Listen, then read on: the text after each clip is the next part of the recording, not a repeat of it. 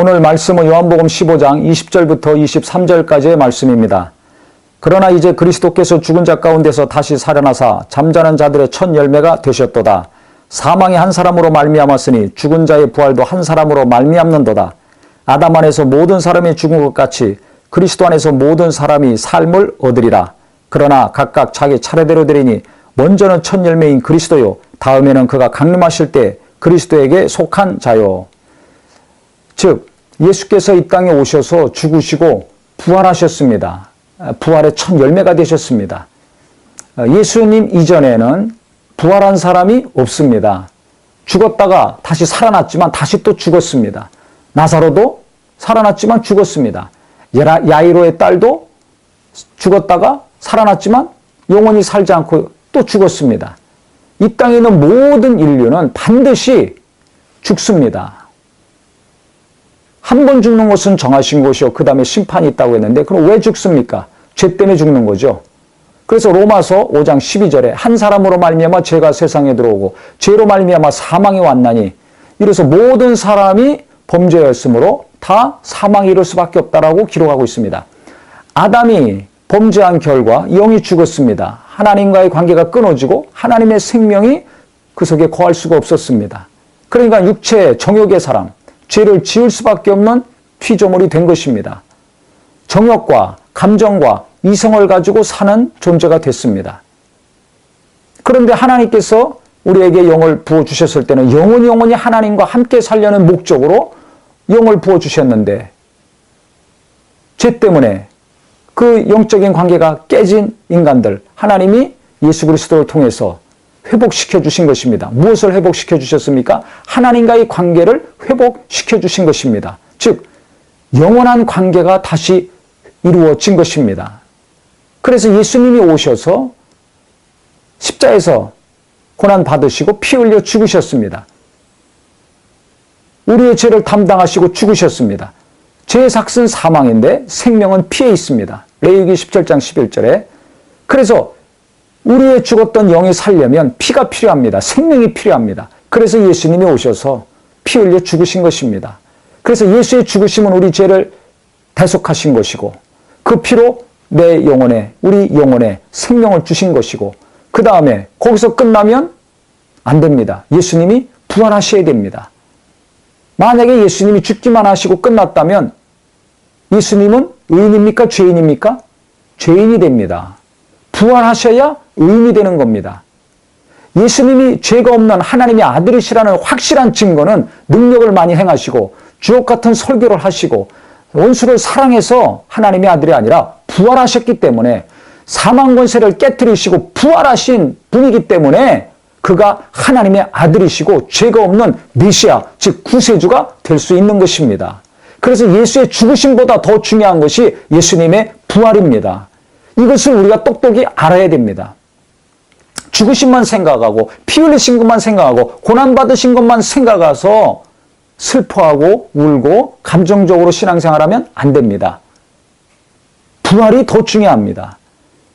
부활은 예수님이 하나님의 아들이시오 죄가 없는 분임을 분명히 나타내는 것입니다. 죄의 삭시 사망입니다. 죄가 없기 때문에 사망을 깨뜨리고 부활하실 수 있었던 것입니다. 근데 예수님은 부활하신 다음에 그 몸 그대로, 상처난 몸 그대로 하늘로 올리셨습니다. 이 땅에서 잠깐 죽었다가 살아난 죄인들처럼 또 죽지 않으시고 한 번 죽음으로 끝나시고 그 다음에는 보좌에 들어가셔서 지금까지 영원히 영광받고 계십니다. 그러니까 우리가 잘 알아야 될 것은 첫사람 아담의 범죄로 전 인류가 그 영의 유전을 받아서 생명이 없는 영혼, 하나님을 모르는 영혼을 갖고 태어나서 하나님 없이 스스로 살다가 결국은 육체는 흙으로 가고 그 영혼은 하나님 앞에서 심판받아 영원히 마귀와 함께 멸망받을 수밖에 없는 존재였는데 이 영원한 관계 하나님이 다시 회복시키시고자 예수를 보내셔서 우리 영혼의 죄를 십자가에서 담당하셔서 해결하시고 그 다음에 부활하심으로 새롭고 산 길을 활짝 열어놓은 것입니다. 즉 하나님께 올라갈 수 있는 길이 꽉 죄 때문에 막혀 있었는데 그 죄의 문제를 해결하시고 죄의 담을 완전히 허무시고 휘장이 위에서 아래로 찢어진 것처럼 누구든지 예수 믿는 믿음만 있다면 그 피를 힘입어 죄를 해결받고 영혼의 생명을 얻고 용서함 받은 자들이라면 누구든지 하나님께 직접 담대히 나갈 수 있는 길이 열려진 것입니다. 이거 얼마나 감사합니까? 어떤 곳으로도 내 영혼의 죄를 해결받을 수 없습니다. 아무리 부부간에 사랑하고 자식을 사랑하고 이웃을 사랑한다 할지라도 그 영혼의 죄의 문제는 해결해 줄 수가 없습니다. 오직 예수님만이, 예수님의 죽음과 부활만이 이 문제를 해결해 줄 수 있는 것입니다. 그래서 예수님이 내가 곧 길이요 진리요 생명이니 나로 말미암지 않고는 아버지께로 올 자가 아무도 없다고 말씀하신 겁니다. 수고하고 무거운 짐진 자들아 다 내게로 오라. 목마른 자들아 다 내게로 오라. 말씀하실 수 있었던 것은 그분만이 인류의 가장 근본적인 고통, 슬픔, 아픔의 문제인, 이 근심의 문제인 죄를 해결하실 수 있었기 때문에 그렇습니다. 어느 누가 내게 다 오라고 합니까? 문제 다 해결해 주겠다고 다 내게로 오라고 하는 사람이 누가 있습니까? 대통령이 나한테 다 오라고 하지 못합니다. 재벌 회장도 나한테 다 오라고 할 수가 없습니다.